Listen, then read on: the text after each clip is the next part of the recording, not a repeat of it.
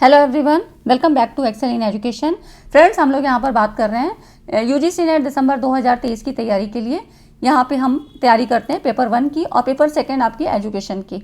ठीक है, तो आज के इस पेपर 1 में हम लोग पढ़ेंगे टीचिंग एप्टीट्यूड का एक इंपॉर्टेंट टॉपिक, वाइगोत्स्की की थ्योरी। ठीक है, वाइगोत्स्की का संज्ञानात्मक विकास का सिद्धांत, cognitive development theory of Vygotsky. तो इस तरह से जो यूनिट है मतलब टीचिंग एप्टीट्यूड की, उसमें आपका सिलेबस में आपके अकॉर्डिंग दिया हुआ है। देखिए, शिक्षार्थी की विशेषताएं, वहाँ पे आपको लर्नर कैरेक्टरिस्टिक में आपको पढ़ना है मानसिक विकास, सामाजिक विकास, संज्ञानात्मक विकास, व्यक्तिगत भिन्नताएं, इस तरह से करके कई टॉपिक दिए हुए हैं। तो ये जो थ्योरी बनती है आपकी संज्ञानात्मक विकास के सिद्धांत से बनती है और वाइगोत्स्की के अलावा जीन पियाजे की थ्योरी और साथ ही ब्रूनर का संज्ञानात्मक विकास का सिद्धांत। तो यहाँ से भी सवाल काफ़ी आपके पूछे जाते हैं। तो इन दो थ्योरी को हम लोग बाद में पढ़ेंगे। आज की इस थ्योरी में वाइगोत्स्की की थ्योरी पढ़ते हैं, पीवाईक्यूज के साथ एक्सप्लेनेशन होगा और इसके बाद में हम लोग पीवाईक्यूज देखेंगे कि किस तरह से क्वेश्चन आते हैं, तो आपको थोड़ा सा आइडिया हो जाएगा। ठीक है, जो न्यू कमर्स हैं, जो पहली बार एग्जाम देंगे, तो उनके लिए ये जानना ज़रूरी है कि क्वेश्चन कहाँ से बनते हैं।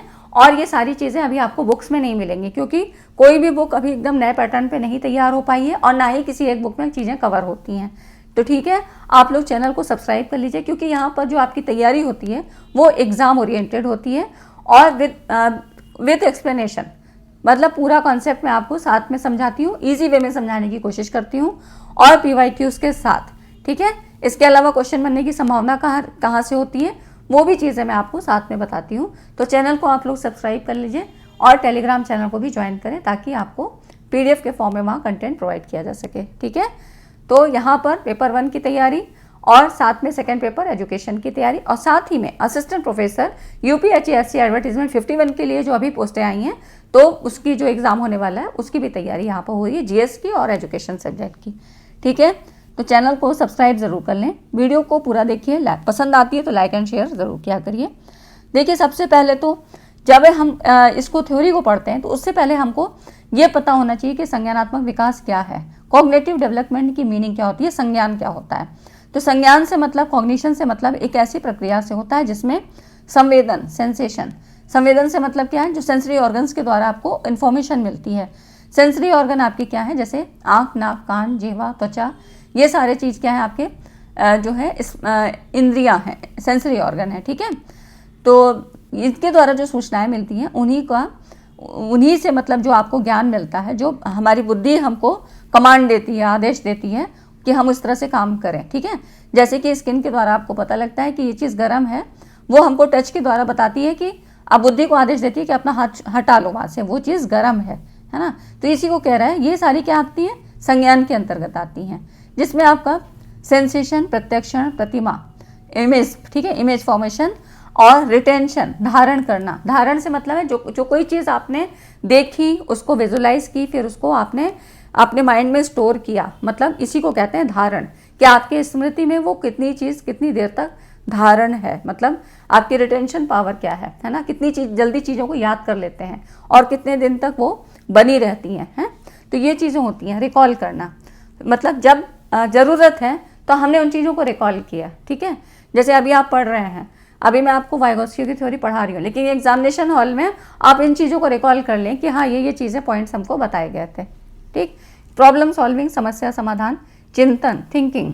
ठीक, कोई प्रॉब्लम सॉल्विंग आपके सामने आती है, उस पर चिंतन आपको कैसे करना है, कैसे लर्नर उसके जो है प्रॉब्लम को सॉल्व करेगा, ये सारी चीज़ें चिंतन के अंतर्गत आती हैं। तर्कणा, रीजनिंग आती है, जिसमें तर्क शक्ति मतलब कुछ आप अलग तरीके से सोचते हैं, है ना, उस पर क्यों, कहाँ, कैसे, ये सारे शब्द इन्वॉल्व होते हैं। ठीक है, तो ये सारी चीज़ें किस में आती हैं, संज्ञान से आती हैं। संज्ञान का मतलब ही क्या होता है, बालकों में किसी संवेदी सूचनाओं को ग्रहण करने, उस पर चिंतन करने और उसको इतना सक्षम बना देने से होता है कि जिसका प्रयोग करके वो समस्याओं का समाधान कर सकें।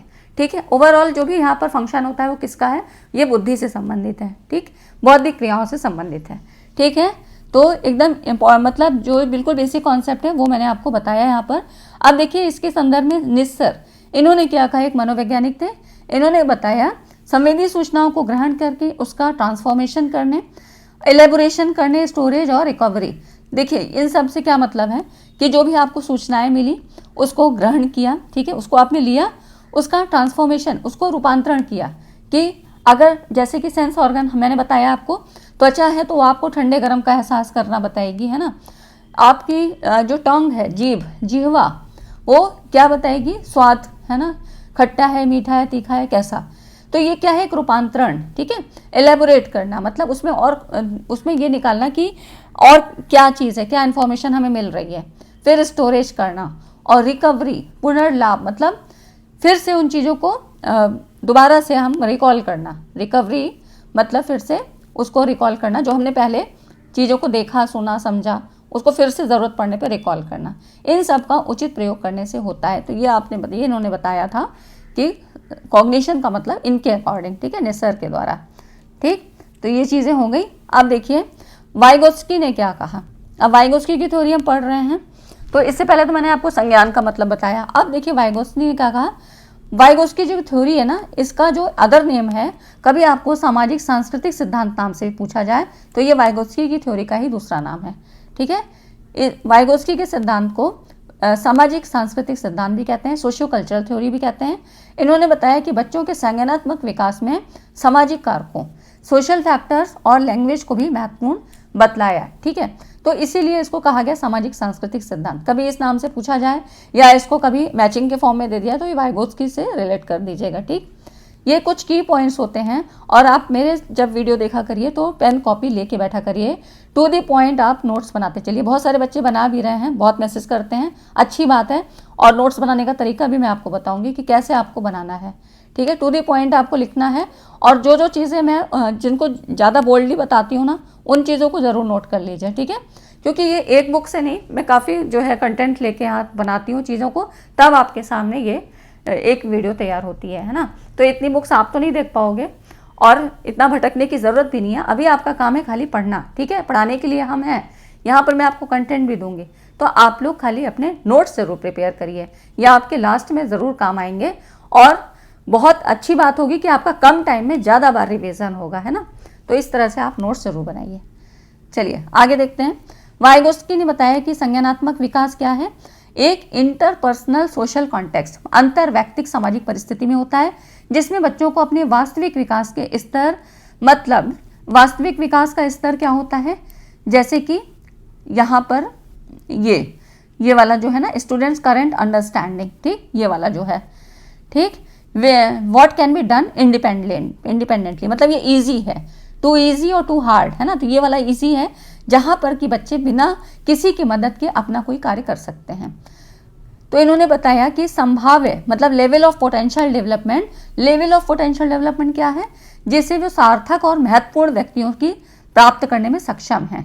तो ये वाला जो ये डेवलपमेंट, ये लेवल जो है, मतलब एक लेवल नंबर 1 ये हुआ, नंबर 2 ये हुआ, ठीक है। यहाँ पर ये जो नीचे आप देख रहे हैं नंबर 1 वाला, इसमें क्या है, स्टूडेंट्स का अपना अंडरस्टैंडिंग लेवल है, उसकी जितनी क्षमता है, जितना भी उसका डेवलपमेंट जो है बोलता है, वहाँ तक वो प्रयास करता है, सीखने की, समझने की क्षमता रखता है। अब ये जो दूसरा लेवल है, what can be done even with help. अब यहाँ पर क्या होगा कि वो सार्थक और महत्वपूर्ण व्यक्तियों से, जिसको कभी कभी आपको ये भी MKO भी समझ में आता है, मोर नॉलेजेबल अदर, कभी कभी ऐसे भी लिखा रहता है, किसी किसी बुक में आपको ऐसे भी मिलेगा, मोर नॉलेजेबल अदर, जो किसी विशेष क्षेत्र में बेहतर एक्सपर्टीज रखते हैं, ठीक है, उनको बेहतर नॉलेज है उस फील्ड में। तो इससे क्या है, इन व्यक्तियों से वो हेल्प ले सकता है। तो वही कह रहा है कि मतलब संज्ञानात्मक विकास क्या है, अंतर्वैयक्तिक सामाजिक परिस्थिति है, मतलब इंटरपर्सनल, यहाँ पर कई व्यक्ति होंगे, समाज क्या है, कई व्यक्तियों का समूह है ना।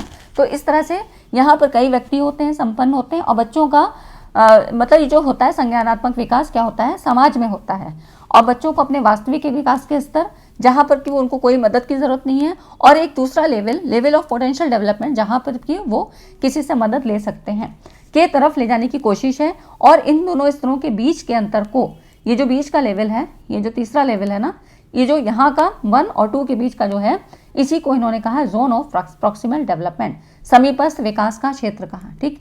हिंदी वाले लोग, हिंदी वालों से मैं ये कहूँगी कि थोड़ा सा जो टर्म्स है ना, उनको इंग्लिश में याद रखिए, ठीक है। तो इसी को इन्होंने ZPD कहा, जोन ऑफ प्रॉक्सिमल डेवलपमेंट। कहीं आपको पूरा ना लिखा हो, खाली ZPD लिखा है, मतलब जोन ऑफ प्रॉक्सिमल डेवलपमेंट, ठीक है। तो इतनी चीज़ें समझ में आई, मतलब ये इजी है। यहाँ पर बच्चा अपने मन से जितना उसका नॉलेज है उतने हिसाब से वो प्रयास करता है, चीज़ें की सीखने की क्षमता रखता है, ठीक है। और उसके बाद जो ये हार्ड वाला जो लेवल हो जाता है, यहाँ पर वो मोर नॉलेजेबल अदर, जो हम ज़्यादा नॉलेज वाले लोग हैं, वो कोई भी हो सकते हैं, टीचर्स हो सकते हैं, उसके फ्रेंड्स हो सकते हैं और आपके सीनियर्स हो सकते हैं, कोई भी हो सकते हैं। तो इस तरह से क्या होता है कि यहाँ पर वो हेल्प ले सकता है चीज़ों को समझने की, कॉन्सेप्ट को क्लियर करने की, ठीक है। इसी को कहा गया जोन ऑफ प्रॉक्सिमल डेवलपमेंट। अब यहाँ पर इंग्लिश वाले लोग देख सकते हैं, ठीक है। अब यहाँ पर देखिए, फिर इनकी थ्योरी में स्कैफोल्डिंग का आता है शब्द। स्कैफोल्डिंग का मतलब, स्कैफोल्डिंग का इन्होंने बताया। स्कैफोल्डिंग कई बार पूछा गया है आपसे, ठीक है। 2023 की परीक्षाओं में हर एक सेट में कुछ ना कुछ क्वेश्चन आए हैं। तो यहाँ पे देखिए, इसका शाब्दिक अर्थ होता है मचान या ढांचा निर्माण।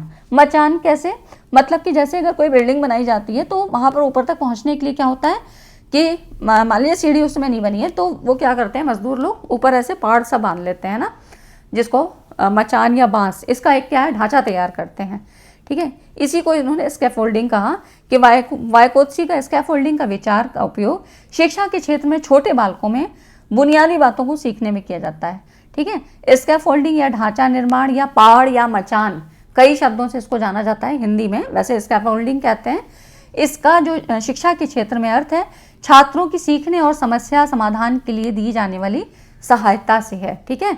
तो एक की क्या है, एक टेक्निक है, एक प्रोसेस है स्कैफोल्डिंग, जो कि छोटे बच्चों को या जो कि सीखने में मतलब उनको किसी की हेल्प की ज़रूरत होती है, तो वहाँ पर स्कैफोल्डिंग टेक्निक अपनाई जाती है, ठीक है।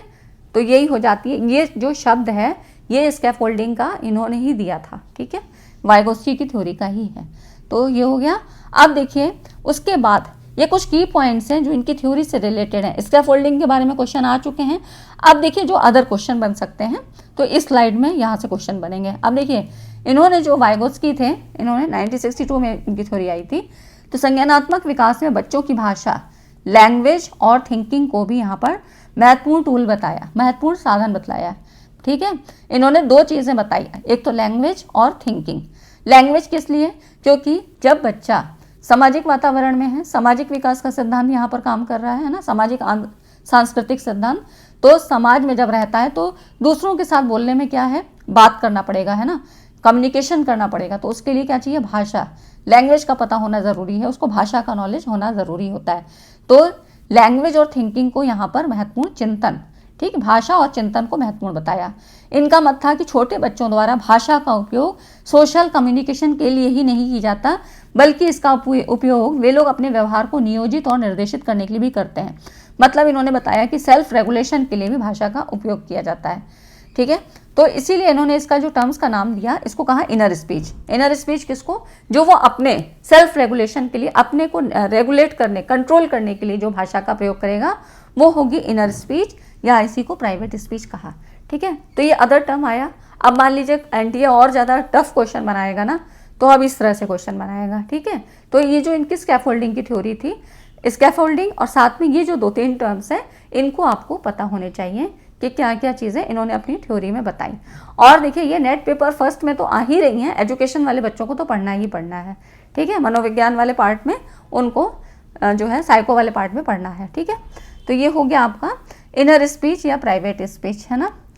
अब देखिए, अब क्या आया, इन्होंने जो इनकी जो थ्योरी थी वाइगोत्स्की की थ्योरी, इसी से संबंधित, मतलब अगर हम इनर स्पीच की बात करें तो इनर स्पीच पर, इस पॉइंट पर वाइगोत्स्की और पियाजे की थ्योरी जो है, जीन पियाजे की थ्योरी डिफरेंट करती है। कैसे डिफरेंस है वहाँ पर, पियाजे ने बताया कि जो पियाजे के हिसाब से जो प्राइवेट स्पीच है, इनर स्पीच है, वो इमेच्योर और ईगोसेंट्रिक होती है। उनकी थ्योरी में ईगोसेंट्रिक वर्ड भी आया था, ठीक है, जब वो पियाजे की थ्योरी में बताएंगे। वैसे मैंने बना रखी है वीडियो, आप लोग देखना चाहें तो वहाँ देख सकते हैं, एजुकेशन वाले उसमें मिल जाएगा आपको। और वाइगोत्स्की ने इसको क्या बताया, आरंभिक बाल्यावस्था का टूल माना, ठीक है। तो वाइगोत्स्की का मत था कि ऐसे बच्चों को जो अधिक से अधिक, यहाँ पर इन्होंने बताया कि जो प्राइवेट स्पीच का उपयोग करते हैं वो ज़्यादा दक्ष होते हैं, उनमें ज़्यादा कुशलता होती है, ठीक है। तो अब ये चीज़ें आपको समझ में आ गई कि इनर स्पीच क्या है, प्राइवेट स्पीच क्या है। स्कैफोल्डिंग में मतलब वाइगोत्स्की ने दूसरों से अधिक जानकार द्वारा छात्रों को नई अवधारणाएं, कौशलों को सीखने के लिए प्रदान किए गए सामाजिक और निर्देशात्मक समर्थन का वर्णन करने के लिए ढांचा निर्माण शब्द का उपयोग किया। सामाजिक और निर्देशात्मक समर्थन मतलब क्या है कि सोशल और इंस्ट्रक्शन के आधार पे, मतलब यहाँ पर स्कैफोल्डिंग में क्या होता है कि जैसे कोई लर्नर है, उसको जहाँ पर भी कठिनाई आ रही है तो अपने टीचर से क्या है, सपोर्ट मांगता है, टीचर उसको इंस्ट्रक्शन देता है, ठीक है, और टीचर के गाइडेंस में वो अपनी फिर प्रॉब्लम को सॉल्व करता है। तो यही हो जाती है स्कैफोल्डिंग, ठीक। तो ये क्या है, यहाँ पर ढांचा निर्माण है जिसमें MKO, यहाँ पर ये वर्ड भी यूज हो जाएगा, मतलब मोर नॉलेजेबल अदर, इसके द्वारा वो अपने कॉन्सेप्ट को क्लियर करने के लिए हेल्प लेता है, ठीक है। तो यहाँ पर जीन पियाजे और उसकी थ्योरी में फ़र्क भी आया, अंतर भी है, ठीक है। अब देखिए यहाँ पर इसकी अगर हम बात करें कि अब इसका जो वाइगोत्स्की की थ्योरी है ये शैक्षिक विकास में किस तरह से योगदान देती है, तो वाइगोत्स्की के सिद्धांत से मिलता ही जुलता एक अदर कॉन्सेप्ट आया जिसको रेसिप्रोकल टीचिंग कहा गया, पारस्परिक शिक्षण का आया। इसका उद्देश्य क्या था, रीडिंग कॉम्प्रिहेंशन, मतलब पठन बोधन क्षमता को उन्नत बनाना, ज़्यादा अच्छे से समझ में आए बच्चों को, इसका यही मतलब हुआ रेसिप्रोकल टीचिंग, ठीक है। तो ये वाइगोत्स्की के सिद्धांत से ही मिलता था। इसमें क्या था, इस टीचिंग में एक शिक्षक और 2 से 4 छात्र मिलकर क्या है, यहाँ पर कोऑपरेटिव लर्निंग ग्रुप बनाते हैं। यह आपकी जो कोऑपरेटिव लर्निंग से सवाल अभी कुछ पूछे जा रहे हैं ना, यह आपके वाइगोत्स्की से ही मिलता जुलता है।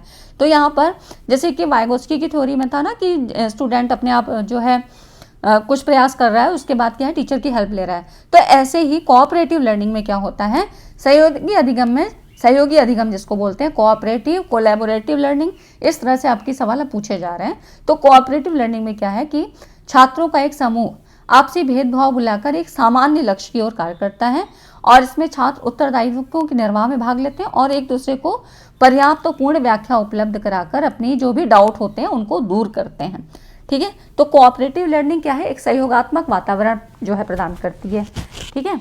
तो यहाँ पर जो कोऑपरेटिव लर्निंग है, यहाँ रेसिप्रोकल टीचिंग की बात करें, दोनों ही लगभग एक जैसी हैं। तो इसमें क्या है कि एक शिक्षक और 2 से 4 छात्र मिलकर कोऑपरेटिव लर्निंग ग्रुप बनाते हैं, और टेक्स्ट पैसेज, मतलब कोई भी एक ऐसा जैसे पैसेज दे दिया जाता है, जैसे आपके इसमें कॉम्प्रिहेंशन आता है ना, तो इस तरह से एक पैसेज दे दिया जाता है और फिर उसके बारे में टीचर डिस्कस करता है। मतलब जो टीचर होता है वो छात्रों से प्रश्न करता है और छात्र इसका उत्तर देते हैं, और यदि उन्हें कहीं डिफ़िकल्टी आती है तो फिर क्या होता है कि वो मिल के आपस में डिस्कशन करते हैं और टीचर उन्हें गाइड करते हैं, ठीक है। तो ये हो जाती है, मतलब टेक्स्ट पैसेज पर ही यहाँ पर डिस्कशन होता है, कोई रिटन मैसेज होता है, मतलब कोई भी पैसेज होता है और उस पर यहाँ पर डिस्कशन होता है, ठीक है। तो यही हो जाती है कोऑपरेटिव लर्निंग, जहाँ से काफ़ी सवाल आपके पूछे गए हैं, और मैंने इसके बारे में वीडियो भी बना रखी है, तो आप लोग देख लीजिएगा, ठीक है। जो भी न्यू कॉन्सेप्ट हैं उनके बारे में भी मैंने वीडियो बना रखी हैं, तो प्लेलिस्ट में आपको सारी मिल जाएंगी, आप देख लीजिए। कुछ क्वेश्चन देख लीजिए, ये सब आपके क्वेश्चन 2023 की परीक्षाओं में पूछे गए हैं। देखिए 4 मार्च 2023 को ये परीक्षा हुई थी, दिसंबर 2022 वाला जो था सेशन आपका उसमें। तो यहाँ पर देखिए 2 आपके स्टेटमेंट दिए हैं। इसमें कह रहा है वाइगोत्स्की ने बच्चों के अधिगम में वयस्कों, एडल्ट की बात कह रहा है, और अधिक सक्षम योग्य सहपाठियों, मतलब मोर एबल्ड पियर्स, ठीक है, चाहे मोर नॉलेजेबल अदर कह दो या मोर एबल्ड पियर्स, मतलब कुछ ऐसे टर्म्स एनटीए पूछ लेता है कि यहाँ पर आपको कंफ्यूज कर दे। तो अधिक सक्षम सहपाठियों की भूमिका पर बल दिया, तो ये बिल्कुल सही बात है, ठीक है। इन्होंने अपनी थ्योरी में यही बताया है कि एडल्ट और जो है मोर नॉलेजेबल अदर है उनके बारे में यहाँ पर बात की गई थी। अब इन्होंने ZPD के बारे में बात किया। सेकंड कह रहा है कि समीपस्थ विकास का क्षेत्र वो क्षेत्र है जिसमें कोई बच्चा बिना किसी अन्य की सहायता से अकेले ही समस्या का समाधान करता है। तो नहीं, ये तो गलत है ना, क्योंकि अब वो फिगर आप याद करिए जिसमें आपको मैंने 3 लेयर बताए है ना, तो बीच वाला ही था ZPD, ठीक है। तो ये रॉन्ग है, ठीक। तो आप अब यहाँ पर देख सकते हैं कि कौन सा ऑप्शन, तो first is correct but second is incorrect, ठीक। यहाँ पर देखिए सेकंड ऑप्शन है आपका, इसमें भी स्टेटमेंट का सवाल है। यहाँ पे कह रहा है 2 स्टेटमेंट दिए हैं और कॉग्निटिव अप्रेंटिसशिप की बात करता है। संज्ञानात्मक प्रशिक्षुता अप्रेंटिसशिप एक ऐसा संबंध है जिसमें एक विशेषज्ञ प्रयास करता है और किसी नौसिखिए को सांस्कृतिक कौशल की समझदारी उपयोग में सहायता करता है। तो ये बिल्कुल सही बात है, ठीक है। जो आपकी अप्रेंटिसशिप होती है ना, यहाँ पर इसमें ट्रेनिंग दी जाती है। अप्रेंटिसशिप मतलब संज्ञानात्मक प्रशिक्षुता में एक जो मास्टर होता है और वहाँ पर जो ट्रेनिंग करने आया, जो ट्रेनीज है, उसको वो स्किल सिखाई जाती है जिसमें जो मास्टर है उसने उसको मतलब उसने महारत हासिल की हो। तो यहाँ पर उसको भी वो ट्रेन करता है, जो ट्रेनिंग करने आया है, ठीक है। तो ये अप्रेंटिसशिप होती है, तो ये सही चीज़ है, ठीक। ये वाला ऑप्शन सही है, जो स्टेटमेंट है फर्स्ट सही है। स्कैफोल्डिंग वो तकनीक है जिसमें कि कम कुशल समकक्षी के सहयोग का स्तर बदलकर अधिक कुशल समकक्षी के सहयोग के स्तर तक ले जाया जाता है, तो ये वाला रॉन्ग है, ठीक। आप देखिए यहाँ पर ये भी आपका इसी सेशन में पूछा गया था, जो 2023 वाला था ना, उसमें ही पूछा गया है। तो इस तरह से ये सी ऑप्शन यहाँ पर first is true but second is false, ठीक। तो ये पूरी टेक्निक आपको यहाँ पर समझनी ज़रूरी होती है, यहाँ पर आंसर आप देख सकते हैं। तीसरा क्वेश्चन है, देखिए ऐसे भी सवाल पूछे जाते हैं जो एग्जाम्पल के तौर पे होते हैं। जैस्मिन ने यहाँ पर जैस्मिन है, ठीक है, तो अपने रसायन विज्ञान के प्रयोगशाला कक्ष में जो केमिस्ट्री की लैब थी, इसमें प्रयोगशाला परीक्षा के समय मतलब प्रैक्टिकल कर रही है, वहाँ पर उसको 5 ml का पिपेट का प्रयोग किया, परंतु जो रीडिंग आई थी ना वो करेक्ट नहीं थी, ठीक है। तो अब वो क्या हुई, फ्रस्ट्रेट होने लगी। तो उसकी मित्र रंजिता ने उसे पिपेट को ठीक से पकड़ने, पिपेट आप जान रहे होंगे केमिस्ट्री लैब में यूज़ करते हैं, ठीक है। तो जब नॉर्मेलिटी वगैरह चेक करते हैं तो वहाँ पर तो पिपेट को ठीक से पकड़ने और रसायन को सही ढंग से डालने का सुझाव दिया। उसने मतलब वहाँ पे करेक्ट किया कि तुमने ये गलत पकड़ रखा है। अब उसने सफलता प्राप्त की और अपेक्षित परिणाम प्राप्त किया, ठीक है।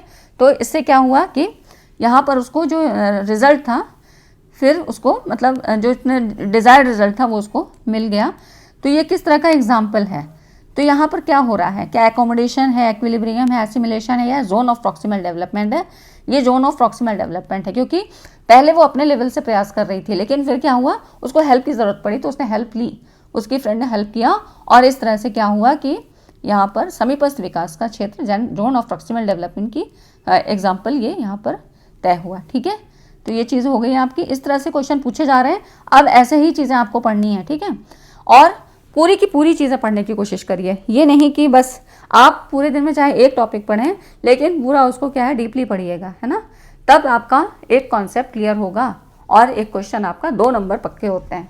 अब देखिए यहाँ पर क्वेश्चन कह रहा है स्मरण, समस्या समाधान और निर्णय, मतलब construction of thought processes including remembering, problem solving and decision making, ये सब क्या कहलाती है, मतलब स्मरण, समस्या समाधान, निर्णय सहित विचार प्रक्रिया निर्माण से संबंधित अध्ययन का क्षेत्र, ये क्या कहलाता है। ये मैंने आपको शुरू में ही बताया, इसीलिए कि ये होती है आपकी क्या कॉग्निटिव डेवलपमेंट, है ना। पेडागोजी तो नहीं होती है, मैंने आपको बताया है इसके बारे में। एपिस्टेमोलॉजी ये आपका एजुकेशन में है, मतलब फिलॉसफी की जो है शाखा है ना। और यहाँ पर देखिए आपका कनेक्टिविज्म, संबंधन, तो ये किस में आती है, कॉग्निटिव डेवलपमेंट। यहाँ पर देख सकते हैं स्मरण, समस्या समाधान, निर्णय जो विचार प्रक्रिया निर्माण से संबंधित क्षेत्र संज्ञानात्मक विकास क्षेत्र कहलाता है, ठीक। इसमें बालक की मानसिक क्षमता का विकास, बुद्धि, चेतना, विचार और समस्या समाधान की क्षमता सम्मिलित होती है, और इसका विकास कब से होता है, इन्फेंसी के स्टेज से, ठीक है, शैशवावस्था से ये शुरू हो जाता है, ठीक। तो इतनी ये सारी चीज़ें मैंने आपको आज वाइगोस्की की थ्योरी बताई, ठीक है ना। ऐसे क्या होता है कि आप लोग जो भी चीज़ें मतलब बताई जाती हैं, वो क्या होता है कि सब के बारे में थोड़ा 2-2, 3-3 लाइन बता दिया जाता है, खाली स्कैफोल्डिंग, लेकिन नहीं, इसके बारे में थोड़ा सा अंदर भी जानिए, क्योंकि जो चीज़ें ज़्यादा पूछी जा रही हैं तो अब उनको ही टफ बनाया जा सकता है। सिलेबस तो वही है, तो क्वेश्चन को टफ कैसे बनाएंगे, उसी में से और चीज़ें निकाल के, है ना। तो इस तरह से चीज़ों को आप पढ़िए। और वीडियो आज की कैसी लगी, अगर अच्छी लगी हो, कुछ भी समझ में आया हो, 1% भी समझ में आया हो, तो वीडियो को लाइक एंड शेयर ज़रूर करिएगा, ठीक है फ्रेंड्स। तो मिलते हैं अगली वीडियो में ऐसे ही इंपॉर्टेंट टॉपिक के साथ, ठीक है। तो और मैंने रिसर्च की भी जो है सीरीज शुरू कर दी है, तो आप लोग देखिएगा। टीचिंग और रिसर्च आजकल दोनों चल रहा है, तो आप लोग उन चीज़ों को देख लीजिए, आपके लिए हेल्पफुल होगा, ठीक है। Thanks for watching this video.